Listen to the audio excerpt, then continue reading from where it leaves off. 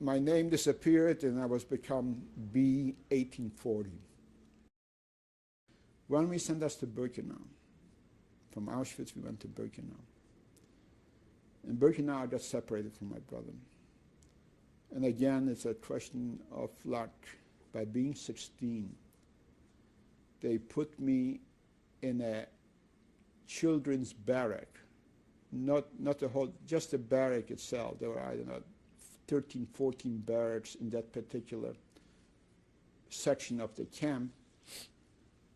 And I was in this children's barrack, which consisted of all kind of kids. Some kids from Belgium who even had their hairs, long hairs, and were dressed in regular clothes, didn't have a uniform.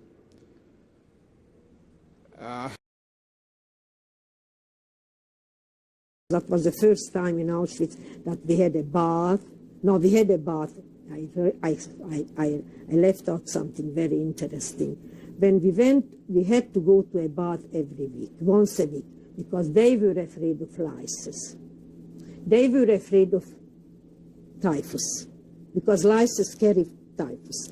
They were afraid because they had a very bad typhus sickness in 1942. They didn't want to repeat it. They were afraid, the Germans. So we went to the bath once a week, but we didn't get new dresses. We got the rags only. Now, I have to tell you something which I left out, very important.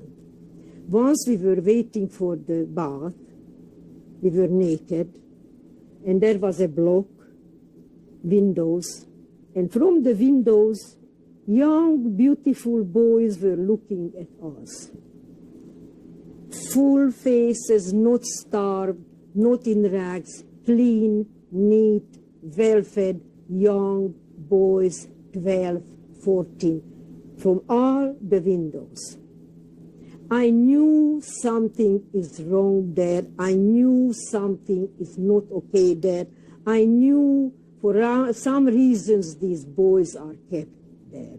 Now it is 1998. Nobody ever talk or write about these blocks full of young boys. And nobody ever told you in books. I read everything, all the history books, what I could, you know, I don't want to have names, all, and the writers and the survivors. Nobody ever tell you that the German officers used young boys. Nobody. Now it is 1998. Today it is still a taboo to talk about it. I am absolutely horrified.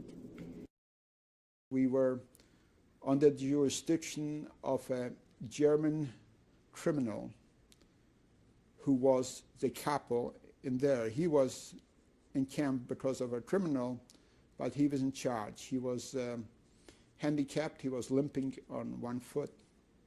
Did you know his name? I don't remember. I should know his name because for some reason or other he took a liking to me. I was kind of his pupil. And we had a wagon, no horse, but a wagon with 4 wheels. And we would go, the next barrack to us was a women's barrack. And we would go pick up clothes in the women's barrack. But his excuse was to go to see some ladies at the women's barrack and for us to bring the clothes back.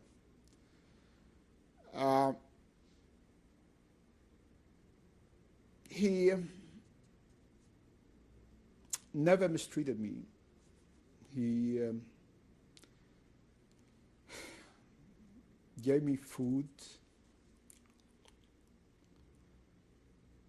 Yes, it's a difficult question to say, but I'm going to talk about it anyway. He definitely tried to take advantages of me sexual, but never forced himself into me. He made me masturbate him by hand. He tried once I should do a fellatio on him, but I refused, and he never forced me into it. Otherwise, he definitely never mistreated in any way or hurt me or in any way possible. So my life in Birkenau was for food deal. I never liked food, so I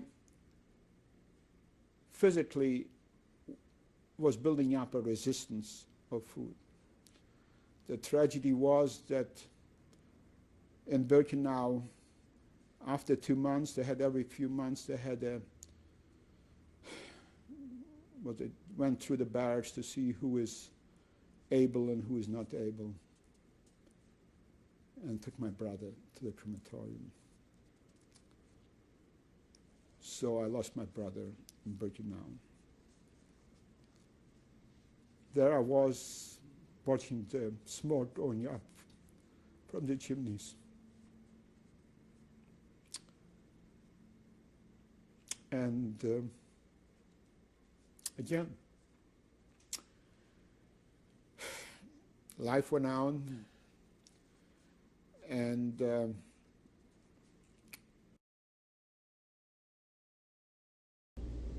I was a witness to, they used to keep the young boys as their servants in their quarters. There was the Block Elsters. Where was in this? charge. It was in Birkenau, in Auschwitz, and Melk, and Mauthausen. It was all over. Wherever they could get a youngster to do their will. And they were abused sexually. And they got like maybe a little food or maybe a little better clothing for it. This is especially Birkenau was famous for it, and Auschwitz was famous for it. They didn't have to work because they were kids, but they were protected by those Blockelsters, capos, Vorarbeiters.